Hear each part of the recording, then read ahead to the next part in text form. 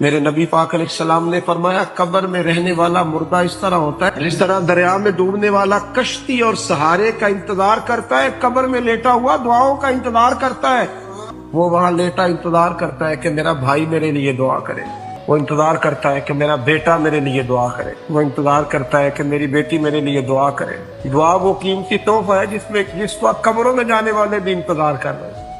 کوئی دعا کرے، کوئی دوست دعا کر دے۔